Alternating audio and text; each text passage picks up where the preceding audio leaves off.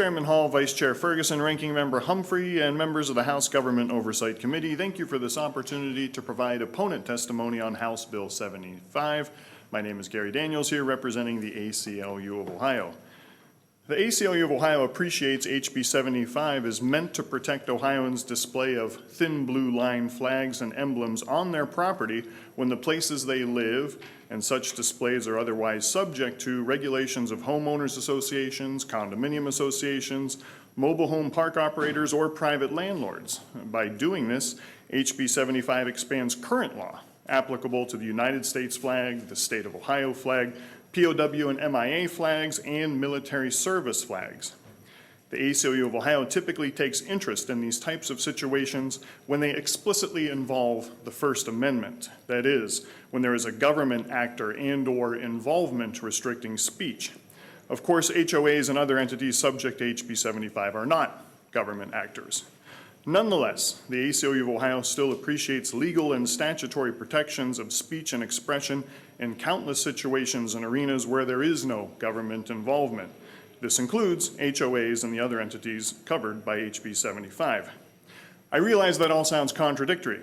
The ACLU of Ohio essentially supports legal protections for the display of thin blue line flags and emblems on these properties, but is opposed to House Bill 75.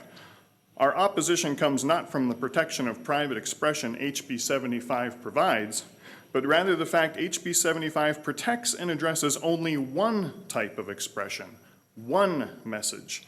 When government puts its finger on the speech scale, as it does with HB 75, it creates First Amendment problems. It is the position of the ACLU of Ohio if the General Assembly is going to, once again, weigh into speech displays in these contexts when the statutory protection must apply to all, then the statutory protection must apply to all messages and speech. If government decides pro-law enforcement speech is worthy of statutory protection, then it cannot refuse to provide the same for speech with an opposing message in the same contexts. Likewise, if the government is going to involve itself in this regard, then it must provide protections for all types of messages and speech from property owners, renters, and so on, not just that speech in support of complimenting, opposing, or questioning law enforcement.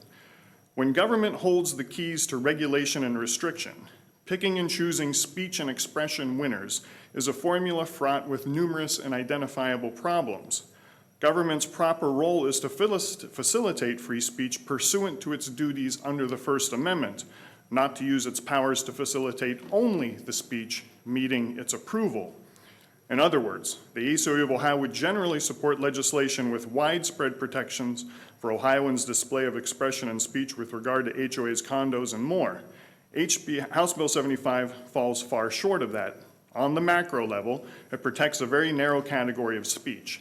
On the micro level, it fails to provide identical protections for speech representing different perspectives on law enforcement. HB 75's too narrow scope is what makes it constitutionally problematic. For these reasons, the ACLU of Ohio encourages this committee's rejection of House Bill 75. Thank you, Mr. Chairman. Thank you, Mr. Daniels, for your testimony today. Vice Chair Ferguson. Thank you, Mr. Daniels, for coming in here. And,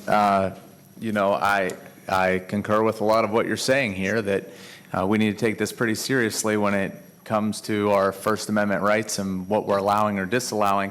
My question is, have you seen in other states them address this on a broader, more macro level, kind of like you talked about, where we ensure that all speech is protected, or do you have a direct solution? Because I'd like to see the bill sponsors' thin blue line be protected, but at the same time, I'm with you on the other things. Mm-hmm. Through the chair to the vice chair, I can certainly look into that and report back to the committee through the chair's office.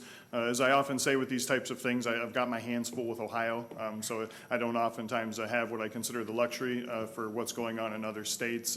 But I do know, though, that some states their state constitution is even more protective of speech than the Bill of Rights is. And so you have some states using the state constitution as it applies to some private entities with some broader laws of this type. But I can certainly look into it. And as an aside, the chairman has a bill, House Bill 16. We support that bill. It's about political signs in these same exact locations. And we support that because it doesn't say, well, only these political signs, only the ones supporting this particular candidate or this issue. It says, look, fair game, all political signs. And so, we look at that and we say, yeah, that's, while we, again, relating back to my testimony, we would like broader protections for all kinds of speech in this context. House Bill 16, again, we like essentially because it doesn't pick winners or losers with that particular type of speech. But again,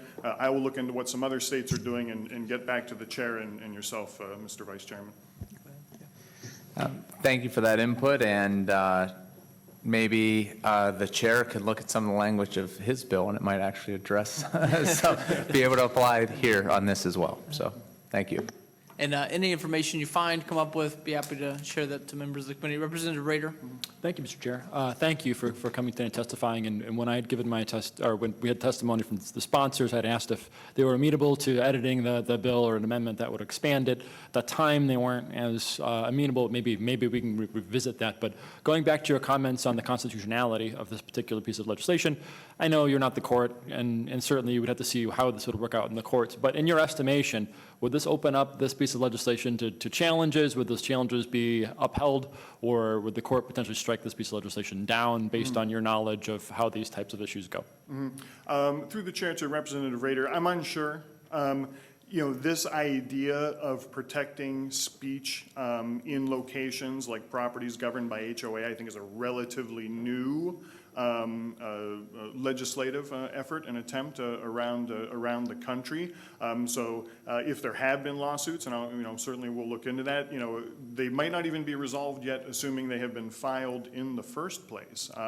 Now, how that would play out in court, of course, that's always, if you talk to attorneys, they have that joke that the answer to any legal question is, it depends. And so, might very well be the case here. But, one thing, as you look through sort of all of the displays in current law that are allowed, the POW MIA flags, the American flag, perhaps political signs, you start to wonder, when does this all end? And it only compounds that problem as time goes on. I very much doubt this will be, if this bill were to pass, that it will be the last time a bill like this will come to the General Assembly.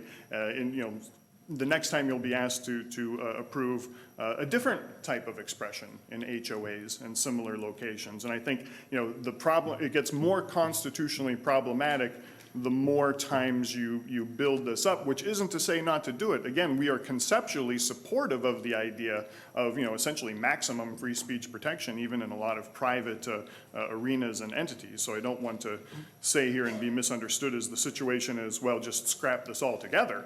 Because, we like the idea that if people want to display the thin blue line flag or emblem or display or what have you, they should be able to. But of course, our issue with it is you're saying, but only that. Got it.